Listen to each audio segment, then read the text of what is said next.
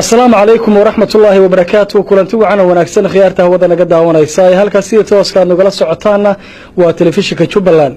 Daawadayaal ku soo dhawaada barnaamij gaar ah ku eegi doono soo dhaweyntii madaxweynaha Gaas kadib markuu ka soo laabtay shirkii ka dhacay magaalada Kismaayo kuna soo laabtay Puntland loogu soo dhaweeyay garoonka diyaaradaha Boosaaso.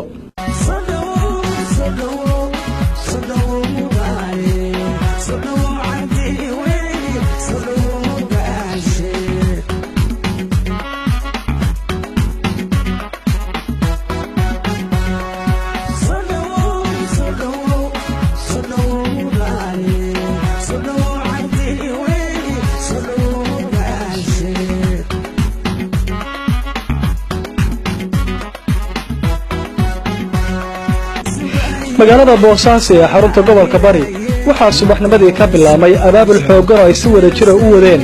maamulka gobolka iyo kan degmada Boosaaso laguna soo dhaweynayo wafdiga uu hogaaminayo madaxweynaha dawladda Puntland Dr. Cabdiweli Maxamed Cali Gaas. garoonka diyaaradaha ee Boosaaso waxa uu ahaa mid ay soo buux dhaafsheen dadweyne kala duwan kuwaas oo ka qayb qaadanaya soo dhaweynta madaxweynaha iyo wafdiga uu hogaaminayo. xaafadaha Boosaaso xiliyada soo dhaweynta waxa ay galaan tartan xaafad walbana waxa ay isku hawshaa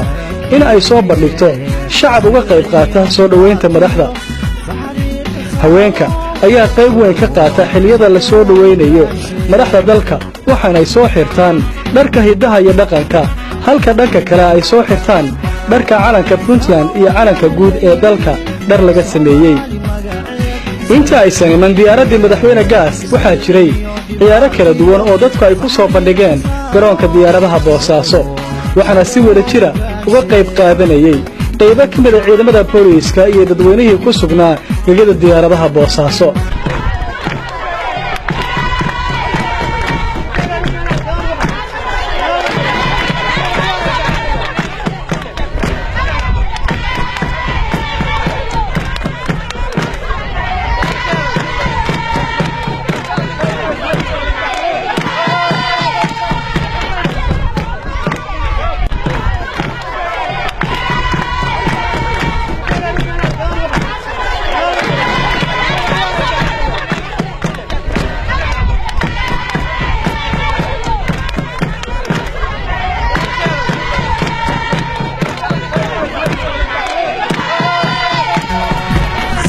inta ay socotay qabanqaabada iyo soo dhaweynta madaxweynaha dawladda Puntland Dr. Cabdiweli Maxamed Cali Gaas waxa garoonka Boosaaso soo gaarayay marka ka dambaysa madax kala duwan oo ka tirsan dawladda ayna ka mid yihiin xubnaha golaha wasiirada maamulka gobolka kan degmada taliyaha ciidamada booliiska iyo saraakiisha laamaha amniga dawladda.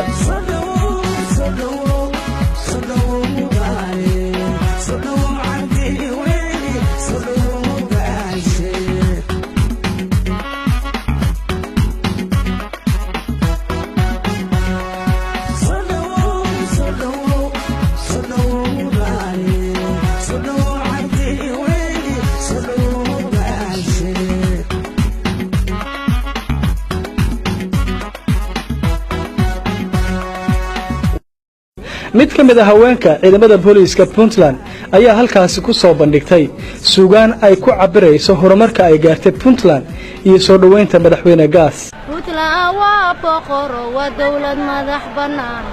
Puntland waa boqoro waa dawlad madax bannaan. bulsha u raaweeyo nin bartaba waa u boga. bulsha u raaweeyo nin bartaba waa u boga. barwaaqa jiifta oo baahi laguma qabo.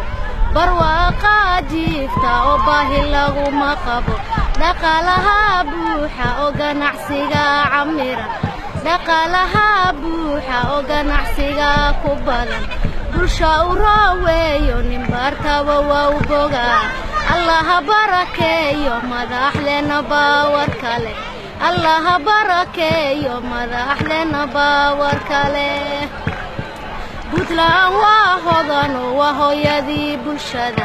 Puntland waa hodan waa hooyadii bulshada. harac qabo weeye nabaday horseed u tahay. harac qabo weeye nabaday horseed u tahay. oo ciidama loo habeeyo abniga hantiyay. bulshadu waa heegan madaxduna waa hormuud bulshadu waa heegan madaxduna waa hormuud ee horumarkaan gaarnay rabbiyow hanaga haleen burbur markuu dhacayo Soomaali barakaceen burbur markuu dhacayo Soomaali barakaceen qaxootidu badatay wax badbaadiyay u kacay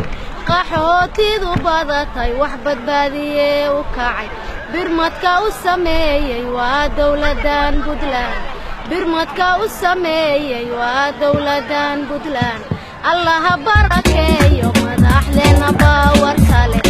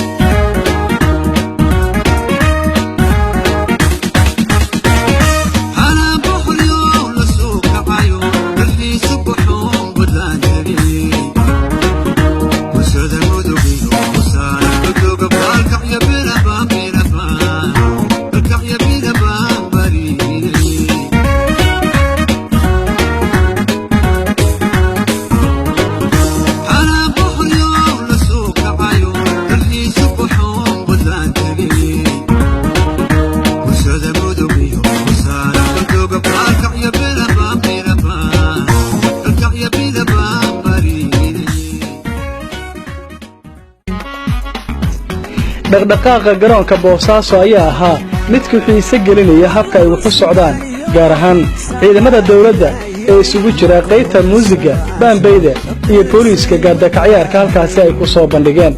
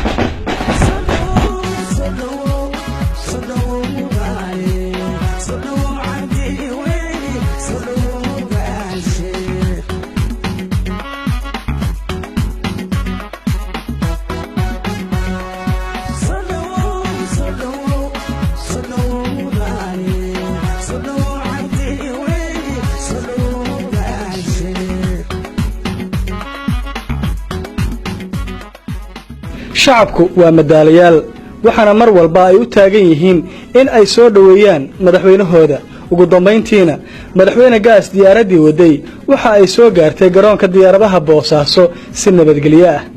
garoonka diyaaradaha waxa hore loogu diyaariyay roog cas oo loogu talagalay madaxweyne gaas iyo goobta salaan qaadashada dawliyaha diyaaraddu waa mid markastaba isha ku hayay halka uu bareega qaban doono inkastoo dadka qaybo kamida ay su'aalo xilligaasi iska weydiinayeen habka dawliyuhu uu isugu aadin doono halka uu bareega qabto gaar ahaan furidda albaabka iyo halka roogga la dhigay balse ugu dambayntii duuliyuhu waxa uu ku guulaystay in uu bareega qabto iskuna aadiyo albaabka uu madaxweynuhu ka soo bixi doono iyo roogga cas halka la dhigay.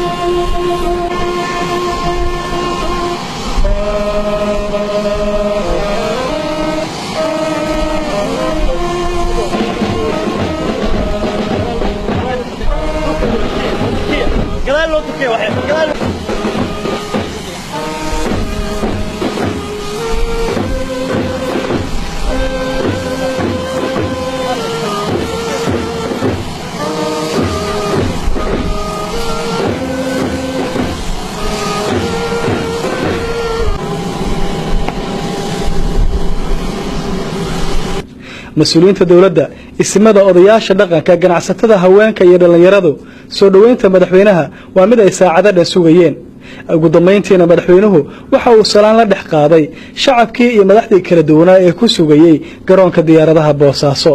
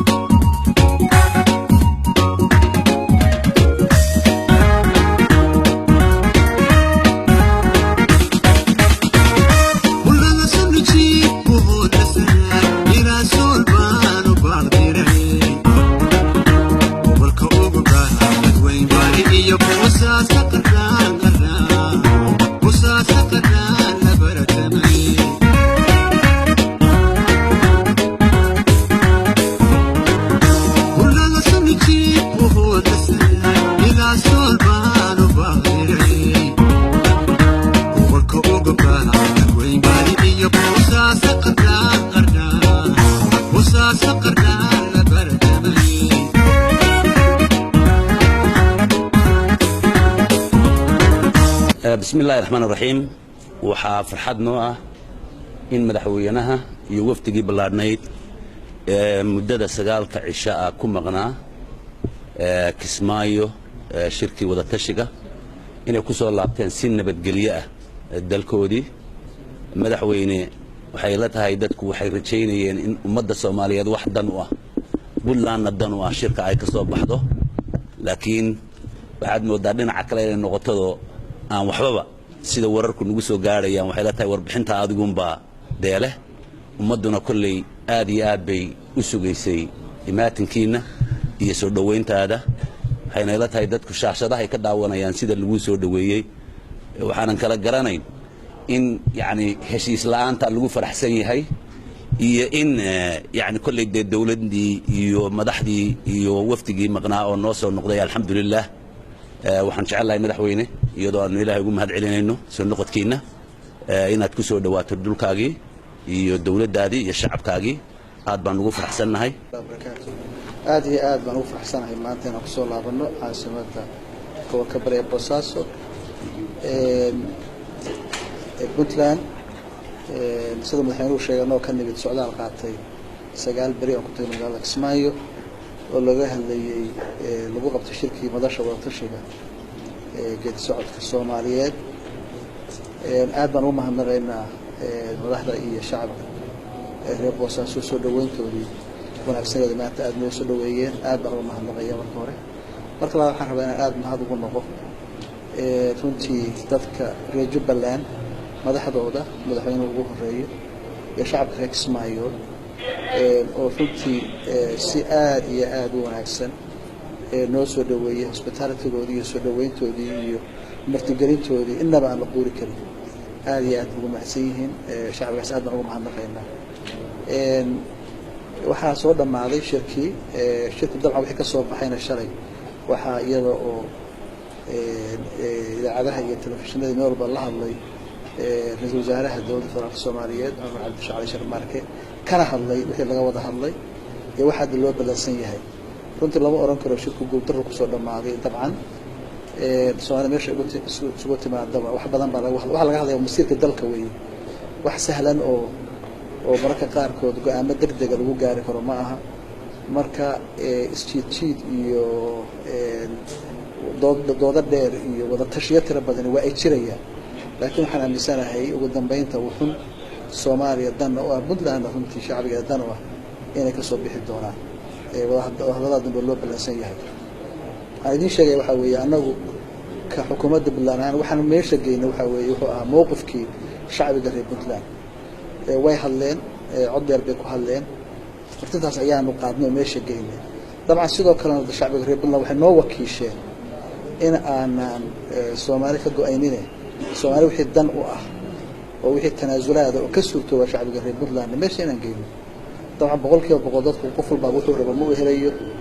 وحلاقها اللي هو مسيرك الدلك وحلاقها اللي هو اسمه دورات قرن ويوحنا كهالليناي قفل بنا دم موقف بوليه أركتي بوليه مركا إن لو وضح الله لسوس ودواد لسوس تنازله واحد بدن بقول كيف بقول كستمهري كرتين وحيد تنازلات وصلت قال إن الصوبيين شعبي قلنا أن هذا بيكيهين وأنا إنه قدر أساسا إنه قدر أنا مركا وحنا مجني فرتين الشعب كجربتان كودي يسوع كده وحنا قص صورت قلة وقلنا كتنازلوا كتنا ما شو أنا بيني وحرجينا مركا إن وقدام بينته لا يسفهموا قفل بابا وقعدوا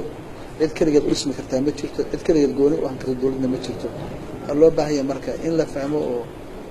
دنت الجود لجهر مريم مسحبها خاصة لجهر مريم بس لحد مركز كوف إسلامي جول كسكلية يقدر وده مركا بارجينا يا مركا إن شاء الله إن وهذا نصير سعدان ودمينتنا يقول كسر مع ذا حكوا وربنا يركع إلى هذا أرين باي بليها رجال شرقها اللي يمسك جوابي كسب سنة أرين الشيء عادة وحوي شعبي الصومالي المركز اللي شوقهم يقار هذا كبدنا كل نوري وده شعب مسلمين أو سني أوي عيد هذا وقريمك الشيء عني وقريمك تضل كنا ما يجرتوا qofku ama ha ahaado xil dawlad ha haya ama aysan haynina cid hadda u qareemi karta oo shiicanimo u qareemi karta dalka ma ay jirto dadkeenu namana soo gasho shaqana kuma lihin Puntlandna wax raad ah oo noocaas aan ku ogahay ma jirto waxaan ka ogolaanayno inay raad ku yeelatana ma ay jirto marka taasna dadka raba shacbiga reer Puntland inaan u sheego oo cadeeyo arrinta iyada daawadayaal guud ahaan baa intaas ayaanu ku soo gabagabeynaynaa barnaamijkii gaarka ee ku aadanaa soo dhaweynta madaxweynaha dawladda Puntland Dr. Cabdiweli Maxamed Cali Gaas imaanshihiisii magaalada Boosaaso halkaas si tooska uga socoteena waa telefishinka Jubbaland inta barnaamij ka lamid ah ku kulmi doono kulanti dambe oo xiiso badan